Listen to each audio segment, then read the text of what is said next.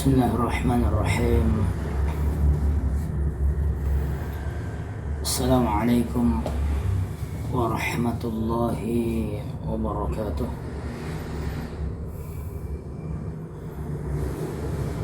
Alhamdulillahi rabbil alamin. Allahumma salli wa sallim wa barik ala sayyidina Muhammad وعلى آله وصحبه وذريته وسلم أجمعين. اللهم إني أعوذ بك من أن أشرك شيئا أعلمه وأستغفرك لما لا أعلم.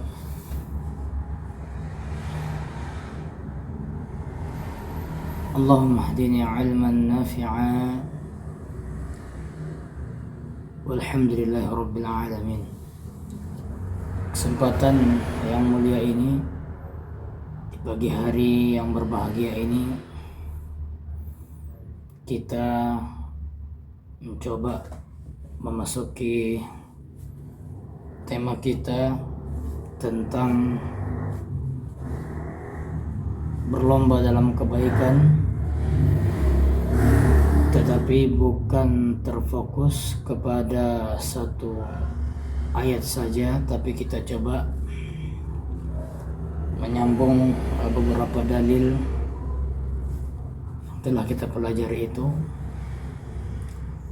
sehingga terkoneksi dan sehingga memberikan semangat kepada kita di dalam berbuat baik, bahkan kita bersaing secara sehat dalam perbuatan baik itu, yang tentu niatnya harus beres karena Allah terlebih dahulu, kemudian semangatnya pun menyala dan berkobar-kobar, kemudian langkah yang ditempuh pun tidak ada yang bertabrakan dengan hukum Allah dan juga akhlak yang mulia, nilai-nilai di dalam Islam itu sendiri. Tidak ada yang tabrakan. Berkompetisi dalam kebaikan, bersaing secara sehat, berlomba, ini adalah perintah dalam agama kita, dan juga bisa kita melihat orang-orang yang banyak kebaikannya dalam kehidupan itu nampaknya, kita pandang dari luar saja, zahirnya saja, itu bagus taraf kehidupannya dan dia nampaknya sejahtera, makmur. Bahkan kalau kita lihat, kalau dia seorang yang beriman, ini nanti akan kita kupas ayatnya, dia itu adalah sangat bermanfaat kepada orang lain. Jadi bukan hanya kepada dirinya sendiri, tapi sangat memberikan guna dan manfaat kepada lingkungan sekitar, orang lain, keluarganya, tetangganya, bahkan misalnya kalau ada lembaga yang ia pimpin atau yang dia jangkau, dia misalnya bekerja di sebuah badan usaha, perusahaan atau kekuasaan Allah berikan kepadanya, dia itu menebarkan kebaikan, memberikan manfaat kepada yang lainnya. Karena memang agama kita memerintahkan dan menganjurkan seperti ini. Banyak-banyak berbuat baik dalam kehidupan ini. Kita coba mengaitkan Al-Quran itu, yang tentu sudah kita bahas satu dalil di antara dalil yang kita pelajari, Al-Baqarah 148 itu kita telah sampaikan tadi. Walikulli wijhatun huwa muwalliha, ini permasalahan penghadapan hati sebetulnya, bukan sekadar kiblat. Penghadapan hati di mana hati itu tempatnya niat, dan hati ini harus menghadap kepada Allah. Jadi niatnya harus karena Allah. Illa liwajahillah, ketauhidannya diamankan dulu, dibereskan. Makanya kalimat awalnya walikulli wijhatun huwa muwalliha. Ya kan? Setiap umat ada kiblatnya masing-masing yang menghadap ke situ. Bukan sekadar kiblat arah badan kita, tapi hati kita berkiblat kepada Allah sebelum melakukan kebaikan itu. Karena akan banyak kebaikan itu dilakukan oleh orang-orang, tetapi kiblat hatinya itu bukan kepada Allah, tapi kepada dunia dan seluruh perhiasannya, materi, misalnya kan, duit, pujian, sanjungan dari orang lain, popularitas, ya, atau ingin dihormati, ingin disanjung supaya dikatakan orang baik, orang soleh, orang alim, ahli ibadah, orang yang banyak kebaikannya dalam kehidupan, mengharapkan pujian dari manusia atau wanita, atau banyak sekali hal-hal keduniaan lainnya, jabatan, kekuasaan. Maka itu dibereskan dulu. Nah, kemudian silahkan berfastabiqul khairat. Makanya perkataan berikutnya fastabiqul khairat, maka berlombalah kamu dalam kebaikan. Di dalam perlombaan kebaikan ini pun tak boleh lepas dari pengawasan Allah Subhanahu wa taala. Ada perasaan itu bahwa kita diawasi. Karena banyak juga amal kebaikan itu niatnya sudah aman, ya, inputnya sudah aman, tapi prosesnya salah, ya, prosesnya salah. Langkah yang ditempuh dalam berlomba di atas kebaikan itu salah. Banyak kebaikan itu amal baiknya baik, dia amal mulia, tapi salah dalam melewati jalan berbuat amal kebaikan tersebut. Misal kalau kita tarik contohnya, ini contoh yang ketiga selain daripada yang semalam kita katakan MTQ dan juga masuk kepada perusahaan itu, sirkuit MotoGP itu kan telah ada sirkuit yang ditetapkan oleh tim, yang ditetapkan oleh aturan. Jadi sirkuit itu ada yang belok kanan, belok kiri, ada yang lurus, tidak lurus selalu. Ini peribaratannya. Jadi kita berlomba ikut dalam MotoGP itu, ya kan? Kita maunya cepat sampai kepada finish tujuan, dan kita membuat sirkuit lain, kita mengambil jalan lain, di mana jalan ini bukan jalan yang disetujui, bukan jalan yang ditetapkan oleh sistem dan oleh aturan MotoGP itu. Yang penting kita cepat sampai. Disinilah yang dikatakan langkah-langkah prosedur dilanggar. Mestinya kan melewati sirkuit yang ditetapkan itu, yang ada belokannya kiri kanan segala macam baru lurus. Jadi kita mengambil yang lain itu salah. Inilah prosedurnya salah, cara yang ditempuhnya salah. Memang sama-sama cepat finish, tapi langkahnya itu, ya, jembatannya untuk melalui sampai finish itu salah. Bukan lewat sirkuit itu, tapi dia buat jalan lain bagaimana supaya cepat sampai kepada tujuan finish. Nah, ini maksudnya. Jadi kita merasa diawasi Allah agar supaya nilai-nilai Islam itu tidak ditabrak, akhlak yang mulia itu tidak disepelekan dalam berlomba berbuat kebaikan itu. Akhlak adalah paling tinggi, bukan ilmu, ya. Akhlak paling tinggi. Penyempurnaan pelaksanaan hukum Allah itulah akhlak. Innallaha ala kulli syai'in qadir. Kita tidak ada daya apa-apa nanti ketika dikumpulkan di hari kiamat.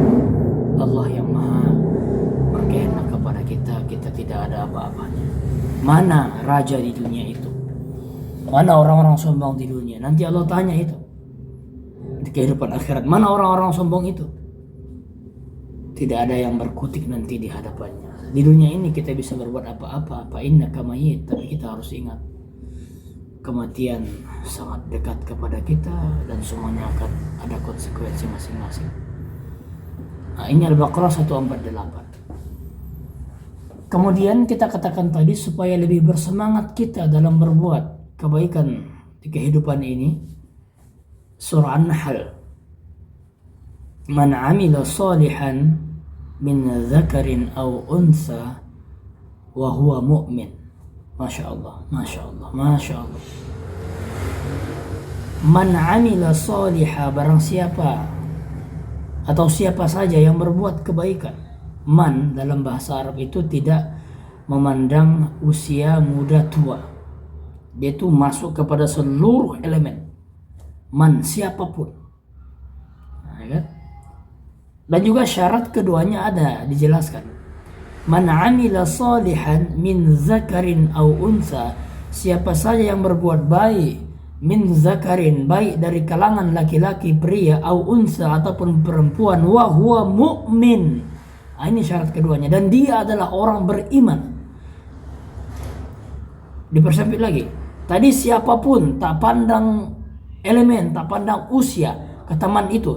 Tapi syaratnya adalah orang beriman, wa huwa mu'min. Dan dia punya iman. Jadi dia itu berbuat kebaikan itu atas dorongan iman, atas motivasi dan sentuhan imannya. Karena bakalan ada orang-orang yang berbuat baik pun tapi tidak didasari iman dan bukan karena dorongan iman. Orang-orang kafir, banyak kebaikan mereka.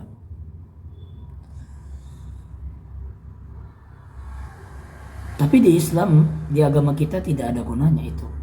Kalau rosak akidahnya, maka amal soleh yang dibangun akan hancur sia-sia. Makanya selalu ayat, illal ladzina amanu wa 'amilus shalihat, amanu wa 'amilus shalihat, amanu wa 'amilus shalihat, amanu wa 'amilus shalihat. Iman dulu baru amal soleh. Iman dulu baru amal soleh. Iman dulu baru amal soleh. Nah, ini di agama kita diajarkan seperti itu. Wa huwa mu'min, dan dia beriman. Bahkan kalau disinggung, ada ulama yang mengatakan tidak ada motivasi iman itu tapi dia berbuat baik. Itu sama dengan pakai jas, pakai dasi tapi tidak pakai celana. Tak ada gunanya kan. Hal yang diprioritaskan tidak diutamakan, dikerjakan terlebih dahulu. Mendingan saja sebetulnya pakai celana, ya, walaupun tidak pakai jas dan dasi, ya kan. Tapi celana ada karena itu prioritasnya, itulah iman itu. Tapi lebih sempurna lagi, kita beriman dan kita beramal soleh, ya kan. Kita beriman dan kita berbuat amal kebaikan, itu lebih sempurna lagi. Pakai celananya lengkap dengan jas dan dasinya, sama-sama bermakna dan komplit sempurna. Nah, jadi di An-Nahl itu syaratnya adalah harus iman dulu. Baru Allah berikan kepada hamba-hamba yang seperti ini dua pemberian. Satu di dunia yang dapat langsung ia rasakan, kemudian nanti di kehidupan akhirat lebih sempurna, bi ahsan, lebih baik lagi nanti Allah berikan kepada dia. Bukan kita bicara balasan-balasan, yang ridhonya nanti yang kita harapkan di kehidupan akhirat itu. Allah akan balas dengan bi ahsani ma kanu ya'malun, dengan yang lebih baik daripada apa yang kita kerjakan di dunia ini. Maka yuk berkorban, berjuang, berbuat amal kebaikan ini. Nanti diganti Allah dengan yang lebih baik lagi, lebih sempurna daripada yang kita kerjakan ini. Di dunia pertama Allah berikan falanuhyiyannahu hayatan thayyibah. Cepat saja kita masuki ya. Allah berikan kepadanya kehidupan yang baik. Kehidupan yang baik atau hayatan thayyibah. Hayah itu hidup atau kehidupan, thayyibah itu baik. Hayatan thayyibah ditafsirkan para ulama kita itu ada tiga. Pertama adalah kehidupan yang baik itu bermakna taraf hidup yang baik, kecukupan, kesejahteraan dalam kehidupan. Ini luar biasanya, makanya kalau ada kehidupan kita yang sempit, rezekinya payah, keluarganya broken home, berantakan, susah gelisah hidupnya. Ini karena tidak banyak berbuat baik dalam kehidupan. Maka solusinya perbagus imannya. Perbagus imannya, kemudian lakukan banyak kebaikan dalam kehidupan. Imbasnya akan dirasakan. Ini janji di Quran itu. Ini Allah yang mengatakan, "Falanuhyiyannahu hayatan thayyibah." Maka Allah berikan kepadanya kehidupan yang baik.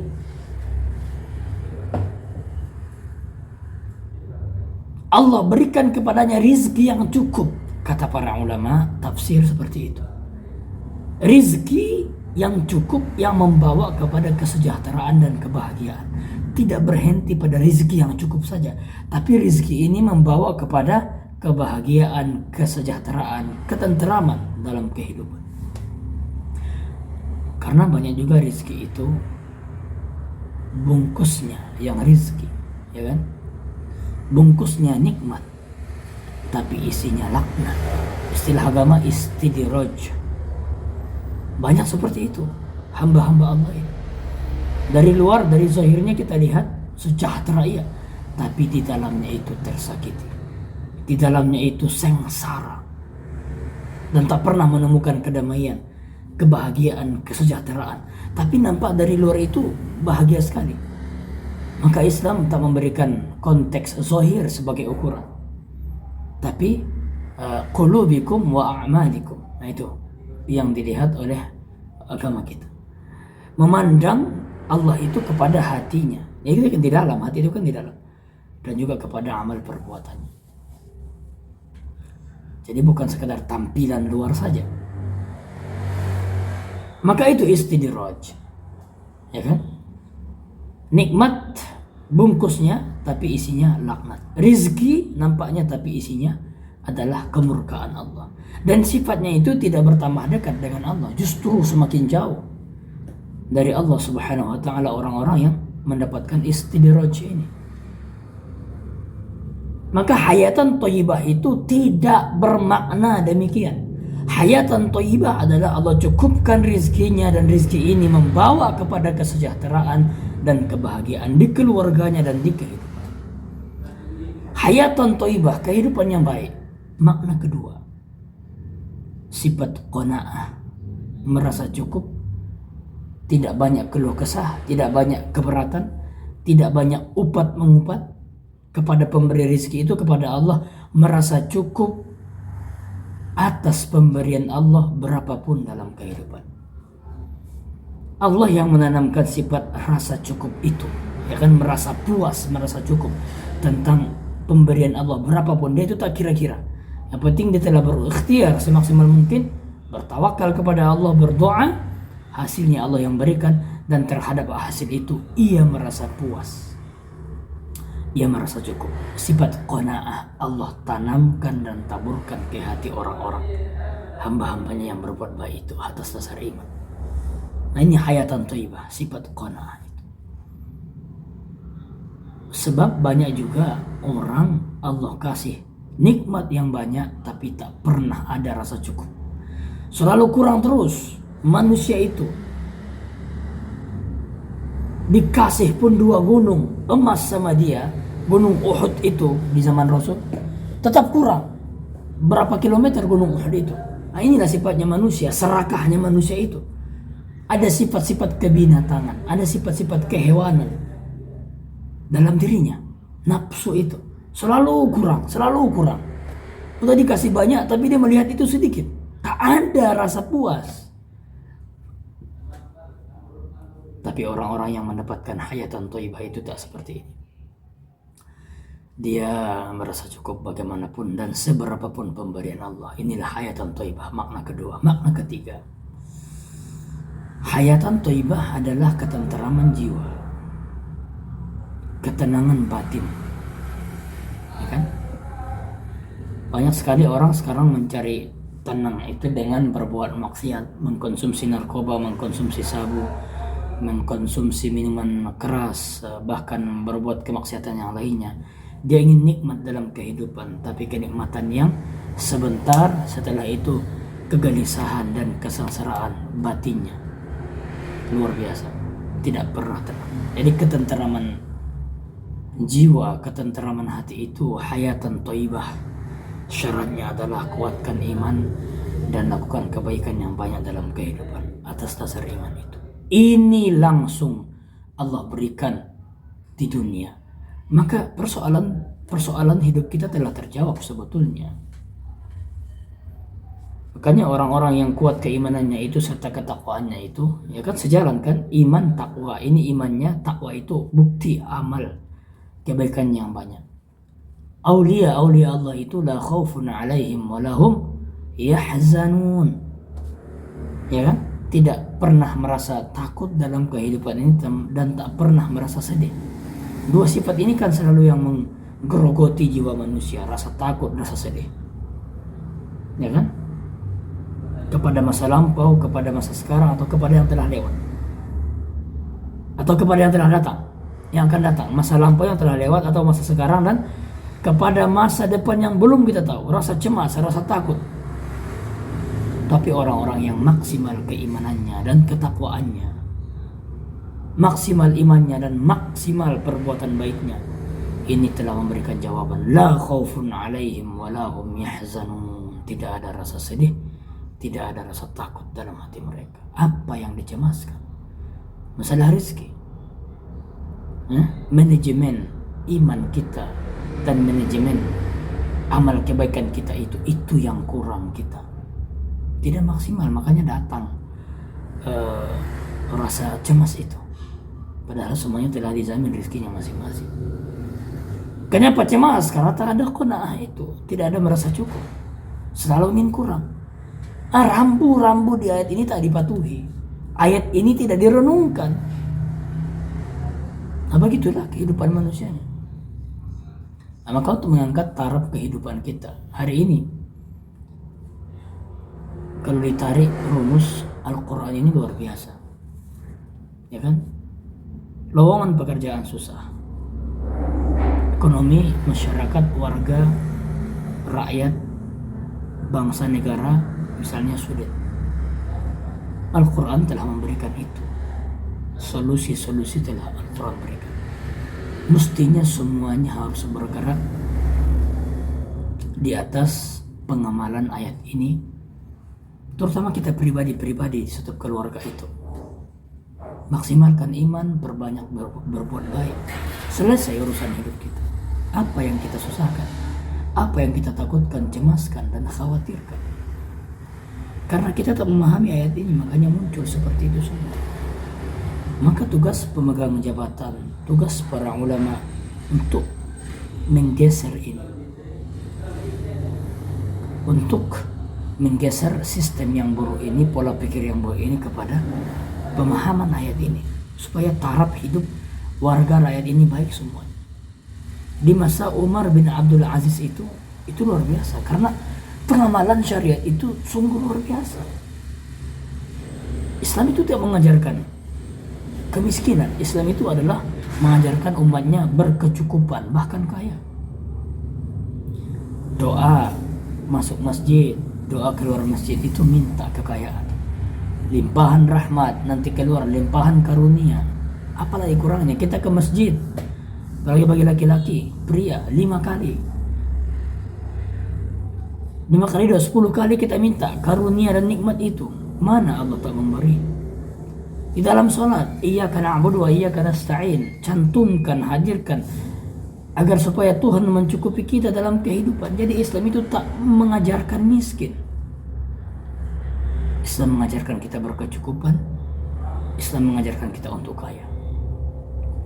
Cuman karena pemahaman kita, Islam itu datang untuk menertibkan pola pikir kita menjadi pola pikir yang baik, mengubah arah cara pandang kita kepada yang maju dan yang baik, termasuk ayat ini.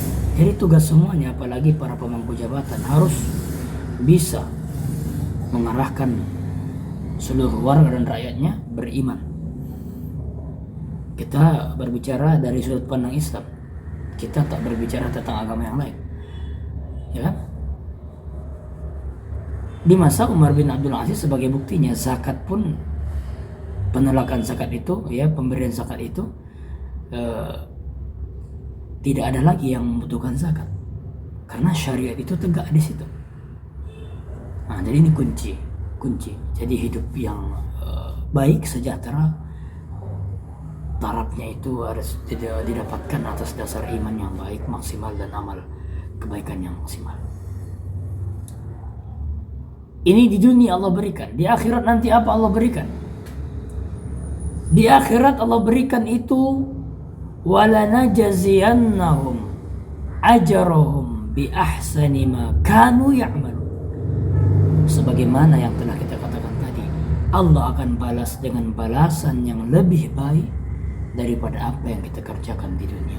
Maka ayo tumpahkanlah seluruhnya, korbankan semuanya, nanti Allah yang membalas dengan balasan yang lebih baik. Jangan berkikir-kikir, jangan pelit dalam pengorbanan berbuat amal kebaikan yang didasari iman ini. Jangan matematika, jangan berhitung. Allah nanti tak berhitung memberikan balasan biahsan yang lebih baik. Bukan yang sama loh, bukan yang sederajat, tapi biahsan, dengan yang lebih baik nanti yang berikan kepada kita. Nah, ini An-Nahl berbicara tentang kompetisi dalam kebaikan, supaya tak ada keraguan kita dalam melewati jalur kebaikan ini, ya kan? Ya, supaya tak ada keraguan. Terkadang kan tantangannya itu adalah batin. Otomatis ya batin. Batin inilah yang sangat perlu kita tata terus. Terkadang kita itu ragu kepada kebaikan. Kita itu ragu kepada kebaikan itu, makanya terkadang dia tidak bisa dikerjakan. Maka materi-materi ini supaya memberikan kita pegangan dan prinsip menghilangkan keraguan itu. Terkadang dalam bersaing, yang katakan bersaing dengan saudara kita yang lain, telah nampak akhlak yang mulia yang mestinya kita tempuh. Ini perang batin. Tapi karena kita mengejar kepentingan dunia, ya kan? Maka akhlak yang mulia itu, kebaikan itu, karena akhlak yang mulia itu puncaknya kebaikan kan, kita tidak lewati. Maka ini sifat-sifat keraguan-keraguan itu bisa dihilangkan. Kita tertuju kepada kebaikan. Bahkan engkau tidak akan sampai kepada kebaikan yang sempurna hatta tunfiquna mimma tuhibbun. Ya kan, lan tanalul birra hatta tunfiquna mimma tuhibbun. Apa yang kau cinta dalam kehidupan ini, apapun, tapi ketika engkau bisa berbagi hal yang kau cinta itu, engkau berikan, engkau infakkan di atas jalan Allah, baru engkau sampai kepada kebaikan dan kebajikan yang sempurna. Dan apapun yang engkau infakkan itu, Allah pasti mengetahui. Menghilangkan keraguan kita di ujung ayat. Jangan kita kira Allah tak mengetahui apa yang kita infakkan itu, walaupun sembunyi-sembunyi. Enggak usah dikenal sama manusia, enggak usah ditahu sama manusia, Allah saja yang mengetahui. Dan apapun yang kita infakkan, Allah pasti mengetahui. Fa innahu bihi alim. Ya kan, dia maha mengetahui. Maka hilangkan keraguan-keraguan dalam menuju dan berbuat amal kebaikan. Walaupun dalam pandangan manusia kita tidak menjadi yang terdepan. Terkadang pola pikirnya manusia itu berbeda dengan cara pandangnya Allah Subhanahu wa ta'ala kan. Bisa jadi karena kebodohan manusia itu sendiri, karena belum sampai pengetahuan. Tapi Allah adalah maha bijaksana, maha mengetahui, maha cerdas. Allah maha sempurna pengetahuannya. Kita lewati saja jalannya, pandangan Allah itu. Gak usah dia terlalu dipandang oleh manusia. Dan jangan ragu-ragu menempuh kebaikan itu. Kita terus belajar dalam mengamalkan ayat ini. Nah, ini dia. Dan sesungguhnya kebaikan yang dimaksud itu, yang diperintahkan dalam Islam ini pun telah disinggung juga di surah Fatir 32. Bagaimana sih ahlu Quran yang sebenarnya itu? Fatir ayat 32 kan berbincang tentang ahlu Quran, ya kan? Orang-orang yang dekat dengan Al-Quran. ahli-ahli Quran itu bagaimana sih? Summa awrasnal kitab alladzina istafaina min ibadina faminhum zalimun li nafsih, satu, wa minhum muqtasid, dua. Ini bukan ahli Quran yang sebenarnya. Yang ketiga baru, wa minhum sabiqum bil khairati bi iznillah. Ini yang ahli Quran itu sebetulnya. Kalau Allah sudah berikan yang ketiga ini, dan dia wariskan sebetulnya kitab Quran ini kepada hamba-hambanya yang demikian, yang sabiqum bil khairati bi iznillah, maka Allah sudah berikan ini, maka itu adalah karunia yang sangat besar dalam kehidupan seseorang itu. Ujung ayatnya mengatakan zalika huwal fadlul kabir. Dan itu pemberian Allah yang seperti itu adalah satu karunia yang besar dari Allah Subhanahu wa taala kepada seseorang. Summa awrasnal kitab alladzina istafaina min ibadina. Kemudian kami wariskan kitab Al-Quran ini kepada hamba-hamba kami yang kami pilih, maksudnya. Kalau sudah ada kata na dalam Quran itu, na yang menunjuk kepada Allah, bukan kepada kami, kan? Kami itu kan, kami bukan kita, tapi kami itu adalah menunjuk kepada Allah sebagai bukti dia mengagungkan dirinya. Dan kata na di sini terulang 3 kali. Summa awrasnal kitab alladzina istafaina min ibadina. 3 kali terulang kata kami. Kemudian kami wariskan kitab ini kepada hamba-hamba pilihan kami, ya kan? Summa awrasna, satu di situ. Summa awrasnal kitab alladzina istafaina, ya? Pilihan kami, min ibadina, hamba-hamba kami. 3 kali pengulangan na. Jadi informasi di Fatir ayat ke-32 ini adalah satu informasi yang agung. Makanya Allah menyebutkan langsung keagungannya serta mengikut sertakan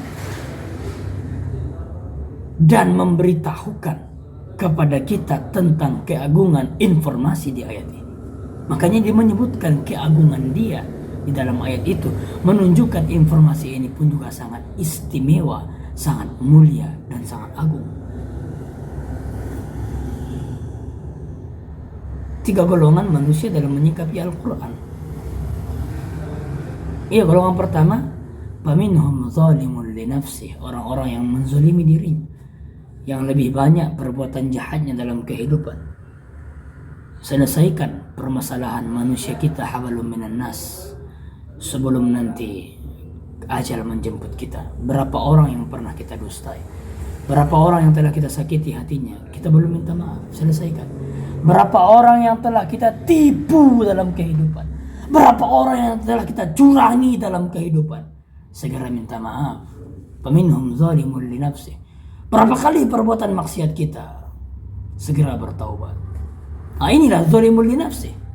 Dia sangka dia berbuat jahat, dia sangka dia berdusta, dia sangka dia bermaksiat, itu menyebabkan kerugian kepada Allah. Tidak. Itu adalah menganiaya dirinya sendiri. Bukan Allah yang ia rugikan. Fa innallaha ghaniyun hamid. Allah itu maha kaya. Tak pun beriman kita atau bermaksiat pun kita sesuka kita sebanyak-banyaknya, tak ada satu tempat pun di bumi ini kecuali kita berbuat maksiat di situ, tak mengurangi sedikit pun kerajaan dan kekuasaan Allah. Dia tetap maha kaya, dia tetap maha besar. Atau beriman pun kita dengan tingkat iman yang tinggi, tak menambah sedikit pun kerajaannya, kekuasaannya, tak ada itu. Supaya kita tahu ini rumus individualisme, ini rumus personal. Kembali kepada diri kita, apa yang kita lakukan. Jadi kalau kita jahat dalam kehidupan ini, itu artinya kita jahat buat diri kita itu. Kita menjahati orang lain, zalim kepada orang lain, mencurangi orang lain, berdusta kepada orang lain, menyakiti orang lain. Itu kita sedang menyakiti diri kita, mencurangi diri kita. Itu kita sedang berbuat jahat kepada diri kita. Pada hakikatnya seperti itu. Nah, inilah golongan pertama dalam merespon Quran. Nilai-nilai Quran itu tak ia hiraukan. Zalimul li nafsih, menzalimi dirinya. Orang yang menzalimi diri itu tak Allah berikan Quran ini kepadanya.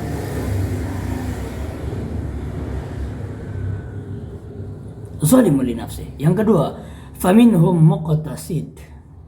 Golongan pertengahan, kata para ulama, yang imbang.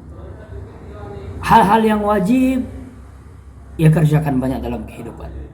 Tapi hal-hal yang makruh pun juga banyak dikerjakan dalam kehidupan. Dan berhati-hati, ini sangat dekat kepada yang pertama, yang menganiaya dirinya, dan juga sangat dekat kepada yang ketiga. Ini di tengah dia, 50, pertengahan.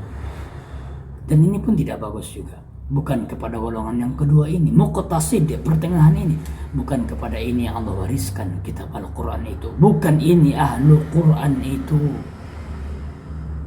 Walladzina hum 'anil lagwi mu'ridun, orang-orang yang menghindarkan dirinya daripada perkataan dan perbuatan yang tidak ada gunanya.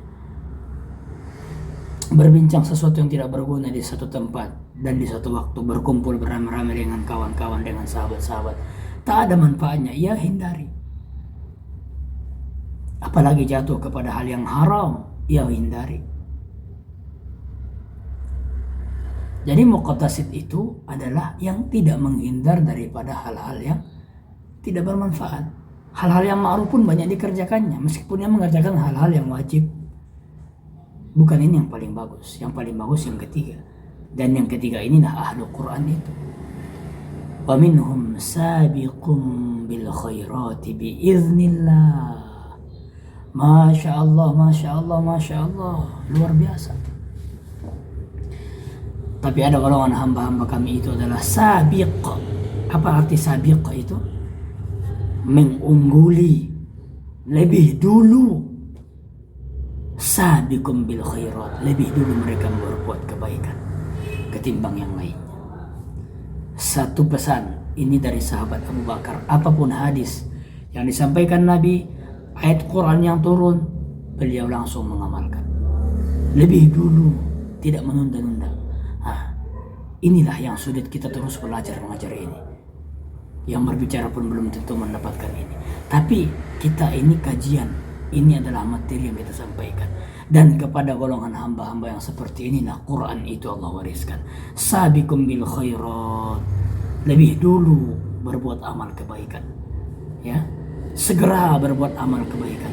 Dan ini tentunya biiznillah, dengan pertolongan Allah. Kalau bukan Allah menolong, tak sanggup.